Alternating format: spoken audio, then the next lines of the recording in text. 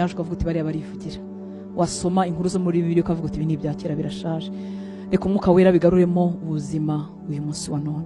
Reka umwuka wera yambika ubuzima n'aya magambo maze kukubwira, ntubyumva ari amagambo wowe ucogoye, wumva nta gukira indwara, wumva nta bundi buzima bunejeje bushoboka, wumva urugo rutakira, wumva urubyaro rutakira, wumva ubukene utabuvamo.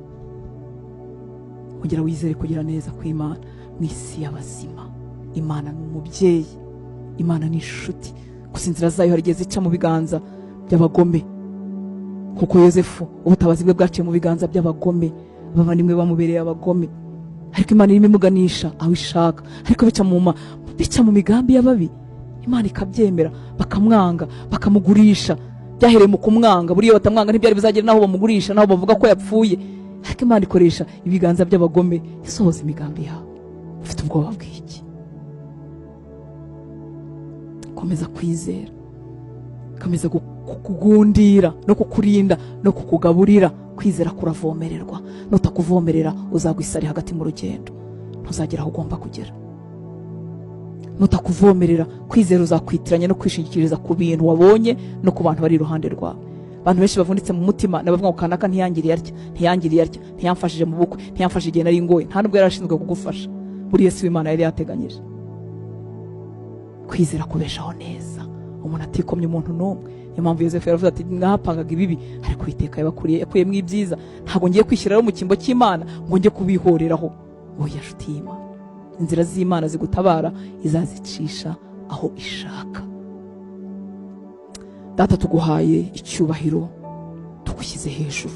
Uratangaje, inzira zawe ntabwo twazivuga ngo tuzirangize. Imirimo yawe iratangaje, uburyo urwana intambara butandukanye n'ibyo tuzi, n'ibyo tuba twateguye, n'ibyo tuba twapanze mu mitwe yacu.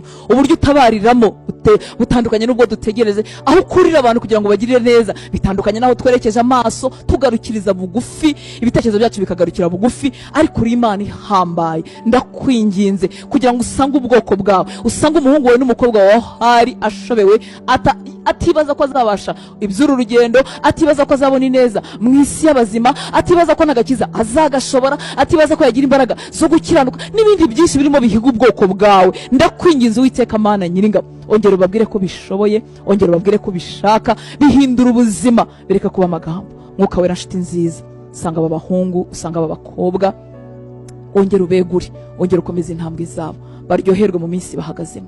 Erega iyo tukurebyeho mu maso hacu haracya, iyo tukurebyeho ipfunwe ridushiraho, iyo tukurebyeho uruhanga rwacu rurakomera, iyo tukurebyeho umunezero uratwuzura tugahinduka nk'abasinzi, iyo tukurebyeho imvugo y'isi ntigera ku rurimi rwacu, iyo tukurebyeho abantu babunze umutima tukicara dutekanye tuzi neza ko ibyacu Imana ibigenga.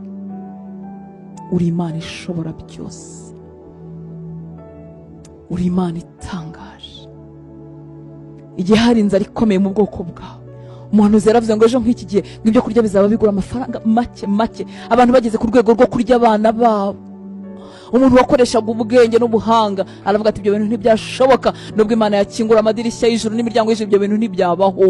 Ariko bwarakeye biraba. Hari situation nyinshi abana bawe bahagazemo bavuga ngo nubwo Imana ubwayo yamanuka ntibyashoboka. Nyamara nturinda kumanuka, wohereza ijambo ryawe rikadukiza, rikadukura mu rupfu, rikatubuza kwinjira mu mva zacu, rikatwuzuza umunezero, tugatekanira inaha ngaha, tukagubwa neza, imitima yacu igatekana, tukarindwa, tukaba amahoro masa, tukarindirwa mu migambi mibi, tukarindirwa mu bibi by'abantu, tukabirindirwa mu bibi bya Satani, tukaba amahoro masa mu maso hacu hagacya. Twaca mu bihe bigoye, twaca muri cya kibaya cyitwa Baka, tukaba tuzi neza ko hari iminsi uzavuza impundu hakurya. Ongera ubyubake mu bana bawe babitakaje Mwami, ongera ubyubake mu bahungu bawe babitakaje. Bamaze iminsi bazenguruka hirya no hino, bamwe bashakira Kigali byakwanga bakajya mu mahanga, bajya mu mahanga bikanga bakazenguruka. Uwiteka we, ubutabazi bwawe ntabwo bituruka ku misozi y'abantu, nta nubwo buturuka mu nama z'abantu. Ahantu hariho hose wahatabarira umuntu, wamugirira neza. Uwiteka we, yereka abahungu bawe n'abana bawe, barinde gucogora, barinde kunanirwa inaha ngaha, kuko hari ibindi tubikiwe imbere bidashira by'ubugingo buhoraho. Nibacogorera inaha ngaha uzagaruka batagifite kwizera.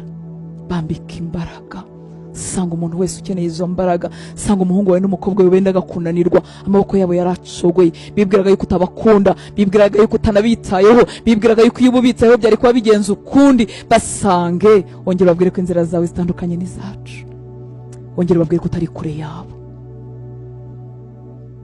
Abashize mu ibyiringiro batagifite imbaraga zo gusenga, bavuga ngo nta n'impamvu yo gusenga, ngo bibe uko byakabaye, wongere bagarukeho Mwami, babwire ko ariho uvuganira nabo, babwire ko ariho bakura imbaraga zo kudasitara. Nibakomeza ibyo bizeye bagakomeza kubyatura, niho bakura imbaraga zo kudasitara.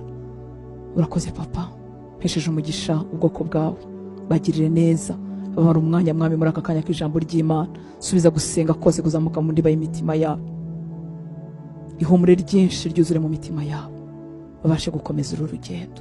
Turavuga amahoro kuri iki gihugu, turavuga kurindwa